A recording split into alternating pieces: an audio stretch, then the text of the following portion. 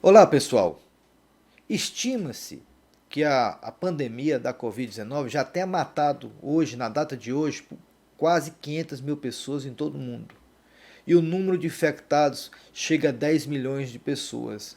E esses números são crescentes, quer dizer, acredite ainda que teremos um bom tempo em que essa doença vai se espalhar em todos os locais do mundo. Os governos eles ficam se esforçando na dura tarefa de um lado fazer a economia funcionar, mas do outro lado de proteger a vida das pessoas.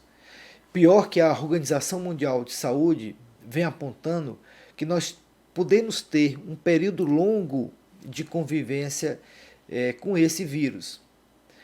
Para se ter uma ideia também do impacto que a pandemia da Covid-19 pode gerar, uma doença semelhante que aconteceu aí em 2003 no Sudeste Asiático também, ela matou 9 mil pessoas, mas gerou um prejuízo entre 30 a 50 bilhões de dólares. Eu estou falando de uma síndrome respiratória semelhante, inclusive causada por um vírus da família da Covid-19, SARS, que afetou fortemente a economia daquela região do mundo inteiro. A questão agora é qual o impacto que a pandemia da Covid-19 vai gerar na economia mundial. Estima-se também que isso pode reduzir ou retrair o PIB mundial esse ano, em 2020, de 6 a 7,5% do PIB. Isso representa algo em torno de 5 trilhões de dólares. E o que também deixa a gente preocupado é que os cientistas apontam que essa pandemia ela possa ser apenas um ensaio geral de uma pandemia ainda muito maior que possa vir, né? Conhecido como a Big One. A pergunta não é se ela vai vir, é quando ela virá. E o que nos assusta também é que as estimativas, os cálculos dos matemáticos e toda a investigação científica dos biólogos apontam também que o Brasil pode ser o grande responsável por dar início a uma nova pandemia na humanidade. É nesse contexto que nós vamos conversar nesse vídeo e explicar a você por que essa pandemia pode acontecer, ou por que uma pandemia pode acontecer no Brasil. Fique conosco, após a vinheta nós voltamos com essa discussão.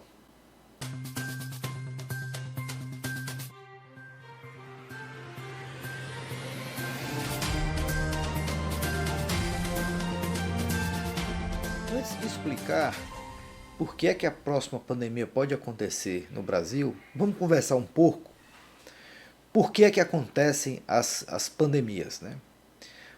Os biólogos eles tratam essa questão usando um termo de transferência zoonótica. Né? O que significa isso? Significa a capacidade que o vírus tem de sair do seu hospedeiro natural, muitas vezes vivendo no seu habitat, nas florestas, distante da civilização, de alguma forma ele é transmitido para o ser humano. E muitas vezes esses animais intermediários são os gatos, ratos, porcos, cavalos, chimpanzés. Então são animais que permitem essa transferência. E, por exemplo, o HIV ele foi transferido por um chimpanzé. O Centro de Análise de Doenças Infecciosas dos Estados Unidos apontam que quase todas as pandemias acontecem dessa forma. E 3/4 das doenças infecciosas também ela surge por aí. No caso, por exemplo, da Covid-19, há uma dúvida se foi um morcego diretamente que foi consumido, né, por um ser humano, ou se ele veio através de um intermediário, um animal em extinção, um pangolim. E essas pandemias, essas transferências, ela acontece nada mais nada menos pela própria ação do ser humano. Não é que os animais eles são os causadores, né, desse problema. Na verdade, quando o ser humano, através do desmatamento das florestas, das queimadas, ou como ele interfere de alguma forma, né, no meio ambiente, de uma forma desordenada, ele provoca um desequilíbrio em todo o ecossistema. E isso gera grandes mudanças na forma de convivência desses animais. Muitas vezes esses animais passam a viver muito perto de grandes aglomerados humanos. E a interação entre o ser humano e esses animais, né, o maior contato que passa a acontecer, isso é que gera aí as pandemias. Estima-se também que por volta de 200 doenças infecciosas que aconteceram nas últimas décadas, elas provocaram 12 mil surto de doença. É como se a cada 4 meses aparecesse uma doença infecciosa. Nos últimos 40 anos, foi desmatado no mundo inteiro um tamanho semelhante ao continente europeu. E metade das florestas, né, também em todo o mundo, elas foram devastadas. Então, se tem aí claramente o efeito da ação humana no meio ambiente que provoca essas doenças. O ebola, por exemplo, que surgiu na Nova Guiné, se sabe que lá naquele país 80% da floresta foi desmatada.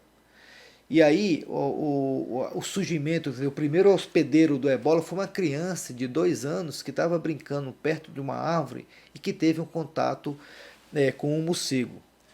E isso que provocou essa transferência zoonótica para essa criança, e a partir daí houve toda a expansão do ebola que matou milhares de pessoas na África. A América Latina também ela não está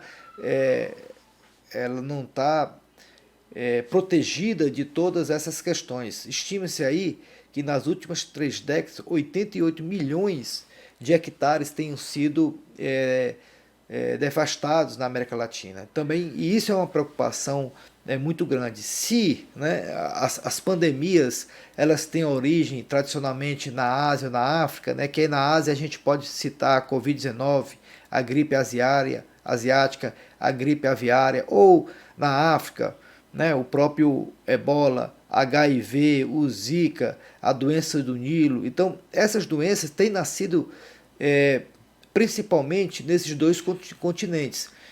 Mas o que vem acontecendo também na América Latina, em termos de desmatamento, coloca o continente também como sério candidato a surgir uma nova pandemia nessa região, e especialmente no Brasil, pelo que vem acontecendo no desmatamento da floresta amazônica.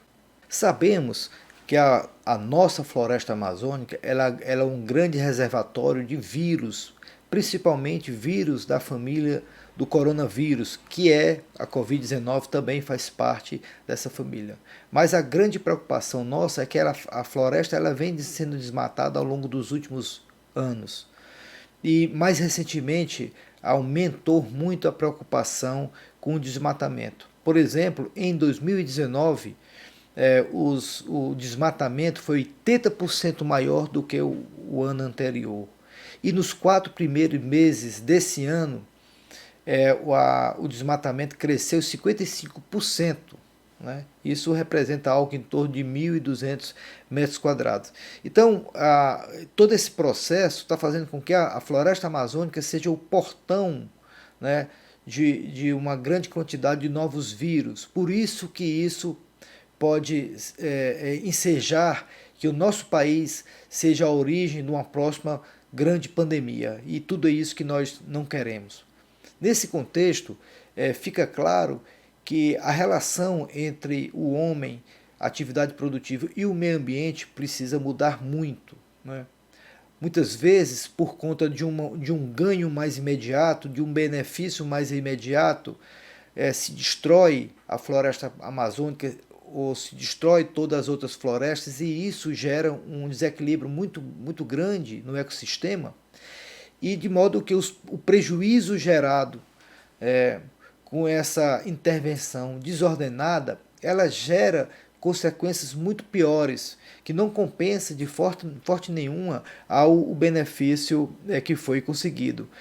Por exemplo, em termos de alguns números, estima-se que o investimento de 2 a 4,5 bilhões de dólares na preservação do meio ambiente e na efetivação de medidas que possam evitar o desmatamento e toda aquela agressão ao meio ambiente, possa gerar uma economia em termos de custo dos prejuízos gerados, algo em torno a 30 a 60 bilhões de dólares. Sabemos que metade do PIB mundial, ele de alguma forma está ligado à natureza. E isso nos deixa muito dependente ao processo de que como podemos intervir na natureza. As cadeias alimentares, 70% delas, em todo o mundo, ela é fruta de algum processo de polinização animal. Ou seja, se você altera o ecossistema, você vai alterar também essas relações. E isso gera um prejuízo também para as empresas em termos na construção das cadeias alimentares. Sabendo também que o impacto do meio ambiente na questão da saúde ele é muito grande.